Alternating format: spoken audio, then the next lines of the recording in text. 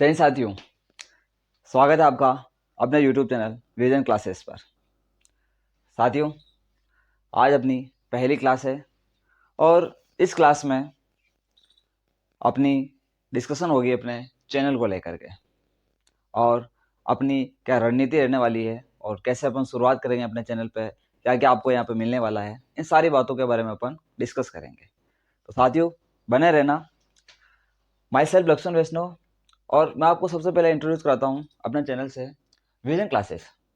साथियों, इस चैनल पर आपको मैथ्स के रिगार्डिंग क्लासेस देखने को मिलेगी। इसके साथ ही बहुत जल्द फिजिक्स हो 11th-12th की, और बात करते हैं 9th-10th की साइंस हो, और इंग्लिश ग्रामर, हिंदी ग्रामर, बहुत सारी क्लासेस देखने को मिलेगी बहुत जल्द। और देखिए, ये एक एजुकेशनल चैनल है, तो इस पर आपको एजुकेशनल इंफॉर्मेशन भी देखने को मिलेगी, चाहे वो गवर्नमेंट जॉब अपडेट हो, किसी प्रकार की वैकेंसी हो, आ रही ना बात समझ में। तो ये सारी चीज़ें अपने चैनल को लेकर के रहेगी।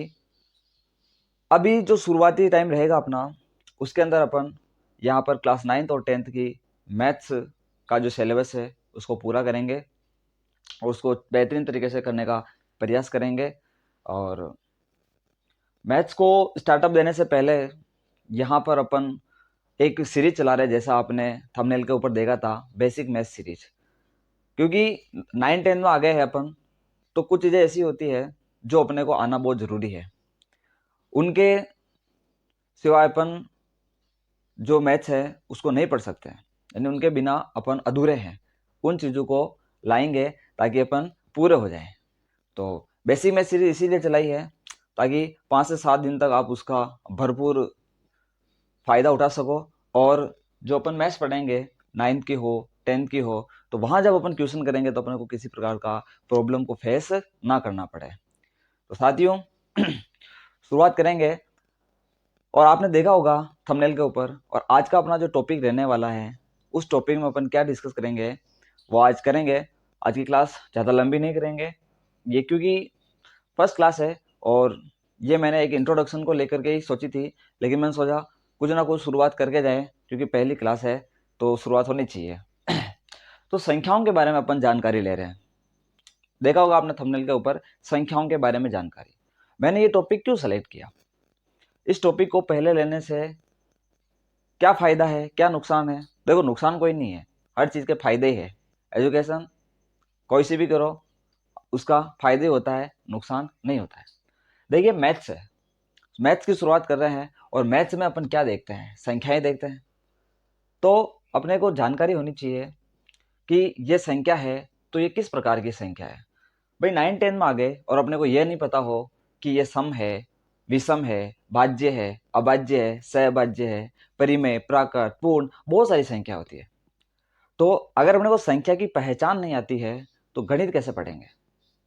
तो सबसे पहले अपने को इन संख्याओं की पहचान करना सीखनी है। बहुत सारी चीज़ें हैं जो छोटी छोटी है, लेकिन हमने उनको नज़रअंदाज किया है, उन पर अपना ध्यान नहीं गया है। तो उन चीज़ों को अपन उठाएंगे और जो अपना एक सप्ताह यूँ मान लो, वो एक बेसिक मैथ सीरीज के लिए चलेगा। उसके बाद अपन अपने सिलेबस को टच करेंगे, बिल्कुल बेहतर तरीके से सिलेबस को किया जाएगा। लेकिन पहले अपन एक, क्या कहते हैं वो, प्रिपरेशन बना लेते हैं अपनी। क्योंकि किसी भी काम को करने के लिए, मुझे याद आया एक वाक्य है कि किसी भी काम को करने के लिए एक प्रिपरेशन होना बहुत ज़रूरी होता है। जैसे अपन एक टूर के लिए जा रहे हैं और वो अपना 5 दिनों का टूर रहने वाला है, तो अपन क्या करते हैं, 2-3 दिन पहले ही, बहुत सारे तो 10 दिन पहले ही उस टूर की प्रिपरेशन में लग जाते हैं कि उनको कब क्या करेंगे। तो उस लोकेशन के हिसाब से, जैसे सबसे पहले तो वो कपड़े डिसाइड करेंगे कि मुझे कौन सी ड्रेस कब पहननी है, फिर उनके खाने पीने का सामान हो, यानी हर एक चीज़ वेल डन डिसाइडेड होती है कि कब उनको क्या करना है। तो उसका क्या फ़ायदा होगा साथियों, कि जब वो टूर करेंगे तो उनको किसी प्रकार की प्रॉब्लम नहीं आएगी, क्योंकि उनको पता है मुझे इस लोकेशन पे ये पहनना है, मुझे यहाँ ये खाना है, यहाँ पर ये करना है, वो करना, सब कुछ डिसाइडेड होता है। वैसे ही साथियों, मैथ्स की जर्नी है, वो भी एक बहुत बड़ी जर्नी है। इसको भी पूरा करने के लिए आपका सब कुछ डिसाइड होना चाहिए कि कब क्या प्रॉब्लम आएगी, तो उस प्रॉब्लम को कैसे फेस करना है। क्योंकि प्रॉब्लम क्या है? प्रॉब्लम यही होगी जो अपन नाइन तक जो पढ़ा है, यानी 8 तक जो पढ़ा है, जो छोटी छोटी चीज़ें हैं वो नहीं आएगी और वो अपने लिए एक प्रॉब्लम क्रिएट करेगी। वो प्रॉब्लम अपने सामने नहीं आए तो उसी की अपन यहाँ पर क्या करेंगे, इन 7 दिनों के अंदर प्रिपरेशन करेंगे, ताकि जो अपनी जर्नी है वो बहुत अच्छी हो जाए और अपने को किसी प्रकार की प्रॉब्लम का फेस ना करना पड़े। तो साथियों, बने रहना। और यदि आपको अपने चैनल के ऊपर जो क्लासेस मिलती है वो आपको पसंद आती है तो आप उनको लाइक करें। और एक और बात बता देता हूँ, ये एक एजुकेशनल चैनल है तो इसको शेयर उसी के पास करना है अपने को जिसको इसकी वाकई में रिक्वायरमेंट है, ठीक है। क्योंकि जिसको ज़रूरत है वो इसका उपयोग कर पाएगा, वो इसका फ़ायदा उठा पाएगा, बाकी लोगों के पास इसको शेयर नहीं करना है। और क्लासेस अच्छी लगती है तो उनको लाइक्स करना है, चैनल आपको सब्सक्राइब करना ही है, आप समझ गए हैं। और कहाँ इसको शेयर करना है ये भी आपको बता दिया है। अपन जो स्टार्ट कर रहे थे आज का टॉपिक, तो साथियों शुरू करते हैं आज का अपना टॉपिक, संख्याओं के बारे में जानकारी। अपन जो सबसे पहली संख्या पढ़ रहे हैं वो है प्राकृत संख्या। हेडिंग डालेंगे प्राकृत संख्या। देखिए साथियों, आपको नाम से ही समझ में आ गया होगा प्राकृत। अगर आपको बोला जाए आपको गिनती बोलनी है, क्या बोला जाए, गिनती बोलनी है, तो आप कैसे बोलोगे, 1 2 3 4, यानी आपके लिए वो नेचुरल है। आप में से कोई ऐसे गिनती बोलेगा क्या 0 1 2 3 4? नहीं बोलेंगे, क्योंकि वो एक नेचुरल नहीं है, आपको एक प्राकृतिक जैसा नहीं लग रहा वो। तो सिंपल सी बात, प्राकृत संख्या यानी प्राकृतिक जैसा कब लगेगा, जब वो 1 से शुरू होगा। तो इसका मतलब प्राकृत संख्याएं आपके कहाँ से शुरू होती है, 1 से शुरू होती है, और फिर उसके बाद 3 4 और चलती रहेगी। कहाँ तक चलती है, प्लस में अनंत तक चलती है। यानी इसमें 100 भी आएगा, 500 भी आएगा, 1000 भी आएगा, 1 लाख आएगा, 1 करोड़ आएगा, सब संख्याएं आएगी। लेकिन शर्त है वो प्लस की होनी चाहिए, पॉजिटिव संख्या होनी चाहिए, नेगेटिव नहीं होनी चाहिए, और वो 1 से बड़ी होनी चाहिए। उसे अपन कहेंगे प्राकृत संख्या। देखिए, फिर अपन आगे बढ़े और अपने को ये फील हुआ कि अपने पास 0 नहीं है, अपन 1 से शुरू कर रहे हैं, अपने पास क्या नहीं है, 0 नहीं है।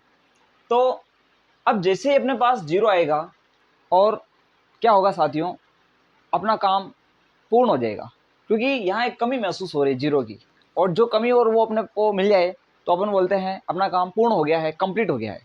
तो उसी के बेस पर एक संख्या आती है पूर्ण संख्या। उसका नाम ही क्या है, पूर्ण संख्या, क्योंकि वो पूर्ण हो गई है, उसको कौन मिल गया है, 0 मिल गया है। तो बात करते हैं, ये अपनी पहली संख्या, ये अपनी दूसरी संख्या, पूर्ण संख्या। देखो नाम से ही पता चल रहा है, रटना नहीं है, इसको थोड़ी स्टोरी बना के याद करो, डायरेक्ट नहीं रटना है। आप रट लोगे 0 से शुरू होती है अनंत तक चलती है, ऐसा आप भूल जाओगे। थोड़ा इसको रिलेट करो, पूर्ण हो रहा है, 0 आया, 0 की कमी थी वो आ गया, अपना काम कैसा हो गया, पूर्ण हो गया। यानी इसको अपन बोलेंगे पूर्ण संख्या।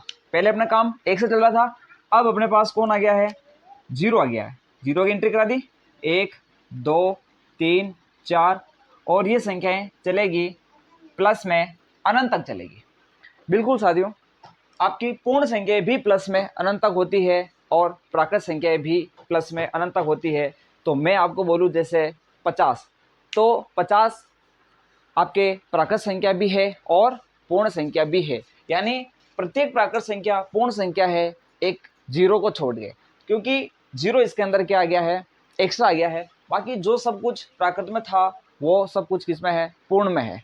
आपको एक दूसरे को रिलेट करके भी समझना है, डिफरेंस समझना है। जब आप डिफरेंस समझोगे तो आपको और अच्छा समझ में आएगा कि आपने क्या पढ़ा है। तो अपने प्राकृत पढ़ा और पूर्ण पढ़ा। अब आगे बढ़ते हैं और भी अपन चीज़ें देखते हैं, जैसे कि माइनस में भी संख्याएं होती है। अपने क्या देखा कि बहुत सारी जगह अपने को माइनस में संख्या देखने को मिलती है, जैसे कहीं अपने को -5, -100, -50, -11। तो उन संख्याओं को डिफाइन करने के लिए अपने पास एक नई परिभाषा आती है, एक नई परिभाषा आएगी, और वो आएगी अपने पास पूर्णांक संख्या की। किसकी आएगी, पूर्णांक संख्या, पूर्णांक संख्या। देखो साथियों, थोड़ा इंग्लिश टर्म भी ध्यान में रखना। प्राकृत संख्या को अपन बोलते हैं नेचुरल नंबर, पूर्ण संख्या को अपन बोलते हैं होल नंबर, पूर्णांक संख्या को अपन बोलते हैं इंटीजर नंबर। साथियों आप समझ चुके हैं पूर्णांक। अब इसको कैसे याद रखना है, देखो पूर्णांक में थोड़ी ऋणात्मक वाली फीलिंग आ रही है, पूर्णांक ऋणात्मक, पूर्णांक ऋणात्मक, पूर्णांक ऋणात्मक। तो साथियों इसके अंदर आपको प्लस की संख्या भी देखने को मिलेगी और माइनस की संख्या भी देखने को मिलेगी। तो सिंपल सी बात है, आपने संख्या रेखा देखी होगी जिसमें बीच में जीरो होता है, एक साइड प्लस होता है, एक साइड माइनस होता है, तो वो संख्या रेखा ही आपकी पूर्णांक संख्या है। ऐसा मान के चलो कि आपकी जो संख्या रेखा है वो क्या है, पूर्णांक संख्या है। संख्या रेखा पूर्णांक संख्या है, यानी आप रिलेट करो इनको तो आपके दिमाग में वो चीज़ें छपेगी और आपको याद रहेगा लंबे समय के लिए, रटना नहीं है। क्या याद, क्या रिलेट करना अपने को, पूर्णांक संख्या एक संख्या रेखा है मान लो, जैसे जीरो प्लस में भी चलती है माइनस में भी चलती है, तो जो संख्या रेखा है वही आपकी क्या है, पूर्णांक संख्या है। सिंपल सी बात। तो अपन देखते हैं संख्या रेखा पे सबसे बीच में होता है जीरो, फिर उसके बाद आता है एक, फिर आता है दो, फिर आता है तीन, फिर चार, ऐसे प्लस में क्या आता है अनंत तक चलता है। इधर देखते हैं संख्या रेखा में माइनस का एक, माइनस का दो, माइनस का तीन, ऐसे करके ये माइनस में कहाँ तक चलता है, अनंत तक चलता है। ये होती है साथियों पूर्णांक संख्या। अभी तक अपन ने देखा प्राकृत संख्या जो एक से शुरू होकर के प्लस में अनंत तक चल रही थी, पूर्ण संख्या जीरो से शुरू होकर के प्लस में अनंत तक चल रही थी, पूर्णांक संख्या जो प्लस में भी चलती है और माइनस में भी चलती है। आशा करता हूँ आपको यहाँ तक समझ में आया होगा। अब देखो साथियों, सबको देख लिया अपन ने, प्लस का देख लिया, माइनस का देख लिया, जीरो को शामिल कर लिया, लेकिन अपन ने बहुत सारी जगह मैथ्स के अंदर ऐसा देखा कि कोई संख्या अपॉन यानी बटा की फॉर्मेट में चलती है, अपॉन की फॉर्मेट बटा की फॉर्मेट में चलती है, तो उनको भी डिफाइन करना पड़ेगा। तो एक नई डेफिनेशन आएगी अपने सामने और वो आएगी अपने पास परिमेय संख्या, जिसको अपन बोलेंगे रेशनल नंबर, इंग्लिश में बोलेंगे रेशनल नंबर, और अपन उसको बोलेंगे परिमेय संख्या। तो इस नंबर को थोड़ा समझने का प्रयास करते हैं, इस नंबर को थोड़ा समझने का प्रयास करते हैं, परिमेय संख्या। साथियों ये संख्या क्या है, आपने साथियों देखा बटा के रूप में चलती है। यानी मैं अगर सिंपल भाषा में समझाना चाहूँ आपको, तो परिमेय संख्या का मतलब ऐसी संख्या जिसे P बटेवा Q के रूप में लिखा जा सकता हो। आप सोच रहे होंगे कि ये परिमेय संख्या की परिभाषा पूरी हो गई है, नहीं हुई है। ये परिमेय संख्या की परिभाषा 50% हुई है। कितनी हुई है, 50% हुई है। साथियों इसके अंदर एक कंडीशन अभी बाकी दे रही है, उस कंडीशन को समझने का प्रयास करते हैं। वो कंडीशन क्या है, क्योंकि उसके बिना परिमेय संख्या की जो परिभाषा है ये अधूरी है। और वो कंडीशन है अपनी जहां Q is not equal to 0। साथियों आप देख रहे हैं Q 0 नहीं होना चाहिए। केवल P बटा Q का रूप परिमेय संख्या नहीं है, आपका Q जो है वो 0 नहीं होना चाहिए, यानी बटा में 0 नहीं आना चाहिए। यानी ऊपर आपका अंश है और बटा में आपका क्या है, हर है, यानी हर आपका क्या नहीं होना चाहिए, 0 नहीं होना चाहिए। ठीक है, तो अपन इसको एग्जाम्पल से समझने का प्रयास करते हैं। जैसे मैंने बोला 5/7, मैं अपन एग्जाम्पल ले रहा हूँ यहाँ पे, मैंने बोला 5/7। तो साथियों आप यहाँ देख रहे होंगे कि ये P बटेवा Q के रूप का है और यहाँ पर Q 0 नहीं है। देखो Q कहाँ है, बटा में, और Q कितना है, 7 है। क्या 0 है, क्या नहीं है, तो Q is not equal to 0, यानी बटा में 0 नहीं है। इसका मतलब ये परिमेय संख्या होगी। तो इसका मतलब आपके 5/7 है वो कैसी संख्या है, एक परिमेय संख्या है। कैसी संख्या है, परिमेय संख्या है। अब और एग्जाम्पल लेता हूं, जैसे मैंने ले लिया 0/5। साथियों ध्यान से देखना इस चीज को, 0/5, यहां जो 0 आ रहा है वो अंश में आ रहा है, हर में नहीं आ रहा है। यानी इसमें ऊपर 0 है, P 0 है, और P 0 हो सकता है, आपके Q 0 नहीं होता है। यानी ऊपर 0 है तो चलेगा, ये एक परिमेय संख्या में काउंट होगा, बिल्कुल काउंट होगा। साथियों ध्यान रखें, ये एक परिमेय संख्या में काउंट होगा। लेकिन आगे बढ़ते हैं अपन और एग्जाम्पल लेते हैं। जैसे मैंने एक एग्जाम्पल लिया एक आपको क्वेश्चन पूछता हूँ जो कि बहुत ही अच्छा क्वेश्चन है और इंटरेस्टिंग भी है। पूछा जाता है क्लास 9th के अंदर, ये फर्स्ट चैप्टर के अंदर ही पूछा गया है कि क्या जीरो एक परिमेय संख्या है। क्या पूछा गया है, क्या जीरो एक परिमेय संख्या है। तो इसको समझते हैं साथियों क्या होता है। मैंने बोला जीरो एक परिमेय संख्या है कि नहीं है, तो आप सोचोगे ये तो जीरो है ना, तो पी बटा क्यू के रूप में दिख रहा है, जीरो को कैसे परिमेय संख्या बोले। लेकिन मैं कहता हूं साथियों, दुनिया की कोई सी भी संख्या हो, आप उसके बटा में एक लिख सकते हो। उसके बटा में कितना लिख सकते हो, एक। जीरो है तो भी उसके बटा में एक लिख सकते हो, अगर 100 है तो भी लिख सकते हो, और 50 है तो भी उसके बटा में एक लिख सकते हो। तो साथियों मैंने इसके बटा में कितना लिख दिया, एक लिख दिया।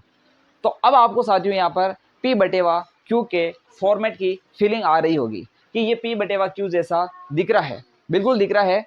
और आप ये भी देख पा रहे होंगे कि यहाँ क्यू यानी हर के अंदर जीरो नहीं है क्या साथियों, नहीं है। इसका मतलब अपन कह सकते हैं कि जो जीरो होती है वो एक परिमेय संख्या होती है।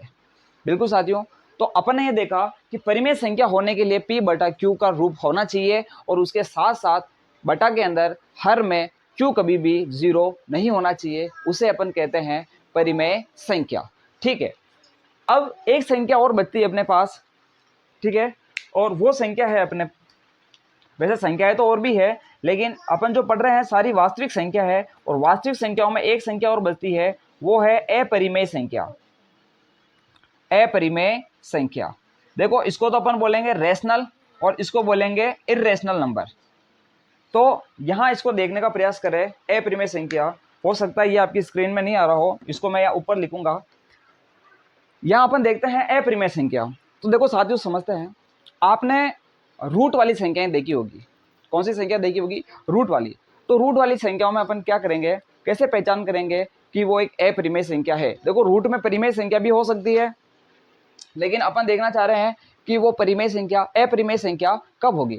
तो साथियों रूट में आने वाली वो संख्याएं, वो सभी संख्याएं जिनका आप वर्गमूल नहीं निकाल सकते हो, जिनका आप क्या नहीं निकाल सकते हो, वर्गमूल नहीं निकाल सकते हो, उस जिनका आप स्क्वायर रूट सोल्व नहीं कर सकते हो, वो सारी संख्याएं क्या क्या होगी, अपरिमेय संख्या होगी। जैसे मैं आपको बोलूं कि रूट 11, तो आप बताओ मुझे कि 11 किसी का वर्ग है क्या, 11 एक पूर्ण वर्ग संख्या है, नहीं है। यानी क्या 11 का आप वर्गमूल निकाल सकते हो, नहीं निकाल सकते हो। इसका मतलब देखो निकाल तो सकते हैं, पॉइंट में आएगा, किसमें आएगा, पॉइंट में। अपने को पूर्ण वर्ग संख्या की बात करनी है, तो पूर्ण वर्ग नहीं है, एक पूरी वर्गमूल नहीं निकलेगा उसका, पॉइंट में निकलेगा। तो इसका मतलब रूट 11 आपकी कैसी संख्या होगी, अपरिमेय संख्या होगी। कैसी होगी, मैं यहाँ लिखता हूँ, आपको स्क्रीन में दिख रहा होगा, और नहीं दिख रहा होगा मैं बोल रहा हूँ उसको नोट करें कि रूट 11, रूट 3, रूट 5, रूट 7, ये सारी कैसी संख्या है, अपरिमेय संख्या है। ये सारी कैसी संख्या है, अपरिमेय संख्या है, क्योंकि इनका अपन वर्गमूल नहीं निकाल सकते। लेकिन मैं बोलूँ साथियों आपको कि रूट 25, तो इसका वर्गमूल कितना होता है आप जानते हो, 5, क्योंकि 25 किसका वर्ग है, 5 का वर्ग है। तो रूट 25 क्या अपरिमेय संख्या है, नहीं है। रूट 25 एक अपरिमेय संख्या नहीं है, वो एक परिमेय संख्या होगी। अब बात करते हैं कि यहाँ पर एक आता है पाई। क्या आता है, पाई। उसको समझने का प्रयास करते हैं। पाई को किस में इन्वॉल्व करेंगे, ये रहा पाई। इसी के अंदर समझ रहे अपन, किस में समझ रहे, अपरिमेय संख्या में। आप देख रहे हो पाई, पाई एक परिमेय है या अपरिमेय, तो साथियों पाई एक अपरिमेय संख्या है। लेकिन जब पाई की वैल्यू दे दी जाती है कि 22/7, तब साथियों वो कैसी संख्या होगी, एक परिमेय संख्या होगी। ये थोड़ा इंटरेस्टिंग है और थोड़ा कंफ्यूजन वाला भी है, ध्यान रखना। पाई जब भी हो या पाई किसी के भी साथ हो, जैसे मैंने बोला 5 पाई, 7 पाई, 8 पाई, वो सारी कैसी है, अपरिमेय संख्या है। लेकिन अगर आपको यहाँ पर पाई का मान दे दिया जाता है 22/7, तो इसका मतलब साथियों वो कैसी होगी, एक परिमेय संख्या होगी। कैसी संख्या होगी, परिमेय संख्या होगी। तो आपने समझा होगा साथियों, आज अपन ने 5 संख्याएं कंप्लीट करी है।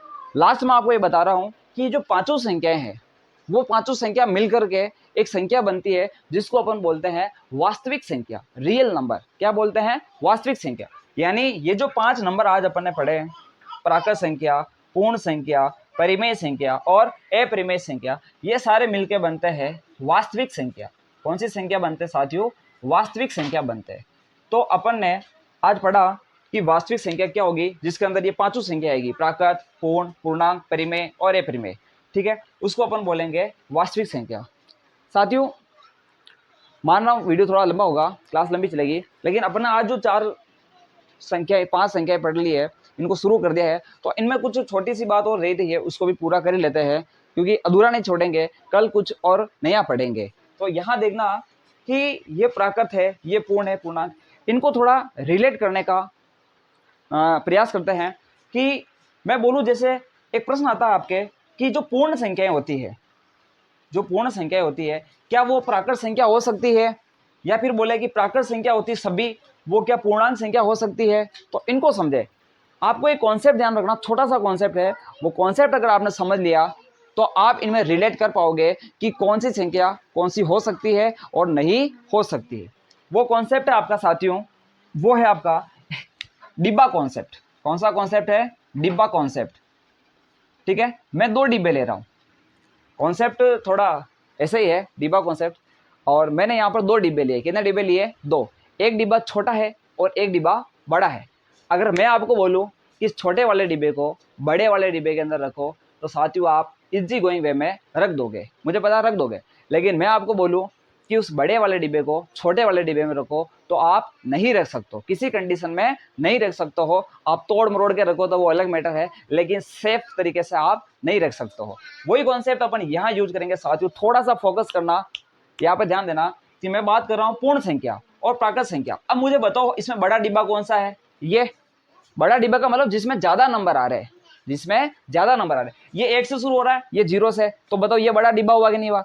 तो क्या इसको मैं इसमें रख सकता हूँ? नहीं रख सकता हूँ। इसका मतलब सारी पूर्ण संख्या क्या प्राकृत संख्या हो सकती है? नहीं हो सकती है। सिंपल सी बात है।